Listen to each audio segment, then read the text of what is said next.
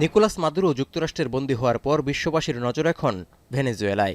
মাদক সন্ত্রাস মামলায় স্ত্রীসহ ভেনেজুয়েলার প্রেসিডেন্টকে গ্রেপ্তার করার কথা বলা হলেও এর পেছনে ট্রাম্প প্রশাসনের মূল মোটিভ নিয়ে রয়েছে বিতর্ক। অনেকেই বলছেন কারাকাসের তেল ভান্ডার কবজায় নিতেই এই নাটক সাজিয়েছে ওয়াশিংটন, কারণ বিশ্বের সবচেয়ে বেশি অপরিশোধিত তেলের মজুত আছে দেশটিতে, যা সৌদি আরব ও ইরানের চেয়েও বেশি। এমন পরিস্থিতিতে ভেনেজুয়েলা থেকে প্রথম ধাপে ৫ কোটি ব্যারেল পর্যন্ত তেল নেয়ার ঘোষণা দিয়ে সমালোচনা আরও উস্কে দিলেন মার্কিন প্রেসিডেন্ট ডোনাল্ড ট্রাম্প। এমনকি রাশিয়া, চীন, ইরান ও কিউবার সঙ্গে বাণিজ্য সম্পর্ক ছিন্ন না করলে ভেনেজুয়েলাকে নতুন করে তেল উত্তোলন করতে দেয়া হবে না বলেও হুমকি দিয়েছে হোয়াইট হাউস। এর অর্থ হল ভেনেজুয়েলার সব তেলই চায় যুক্তরাষ্ট্র। এমনকি নিষেধাজ্ঞা লঙ্ঘনের দায়ে বেশ কয়েকদিন ধরে ধাওয়ার পর বুধবার আটলান্টিক মহাসাগর থেকে রুশ পতাকাবাহী তেলের ট্যাঙ্কার জব্দ করেছে যুক্তরাষ্ট্র। এতে করে ভেনেজুয়েলার সঙ্গে চলমান উত্তেজনা মোড় নিয়েছে ওয়াশিংটন মস্কো উত্তেজনায়। এমনকি ভেনেজুয়েলা থেকে অন্য দেশে তেল সরবরাহে বাধা দেয়ায় ক্ষোভ ঝাড়ছে চীনও।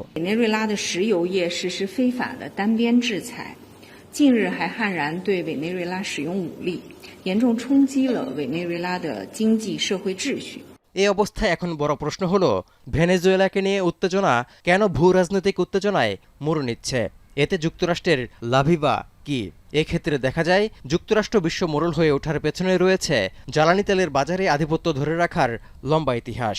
তেল খাতের নিয়ন্ত্রণের ক্ষেত্রে যারাই বাধা হয়ে উঠেছিল তাদের বিরুদ্ধে সন্ত্রাসী তকমা দেওয়ার অভিযোগও আছে যুক্তরাষ্ট্রের বিরুদ্ধে। মাদুরোর আগে এই তালিকায় ছিলেন ভেনেজুয়েলার সাবেক প্রেসিডেন্ট হুগো শেভেজো। La diferencia está en que el gobierno de este país, de Estados Unidos, no quiere la paz. Quiere imponernos su modelo de explotación y de saqueo y su hegemonía a punta de guerra. বিশ্বকে নিয়ন্ত্রণে তেলের লাগাম টেনে ধরতে চায়। যুক্তরাষ্ট্রের বিরুদ্ধে এমন কথা বলে চক্ষুশূল হয়েছিলেন ইরাকের সাবেক প্রেসিডেন্ট সাদ্দাম হোসেনও। শেষ পরিণত হয়েছিল মৃত্যুদণ্ড। سيطروا على العالم ككل فعليكم أن تسيطروا على المستلزمات. السيطرة على النفط هو تدمير তেল নিয়ে যুক্তরাষ্ট্রের আধিপত্যবাদের বিরুদ্ধে সোচ্চার ছিলেন কিউবার বিপ্লবী নেতা ও সাবেক প্রেসিডেন্ট ফিদেল কাস্ত্রো, লিবিয়ার মুয়াম্মার গাদ্দাফি এবং দক্ষিণ আফ্রিকার সাবেক প্রেসিডেন্ট নেলসন ম্যান্ডেলাও। If there is a country that has committed unspeakable atrocities in the world, it is the United States of America.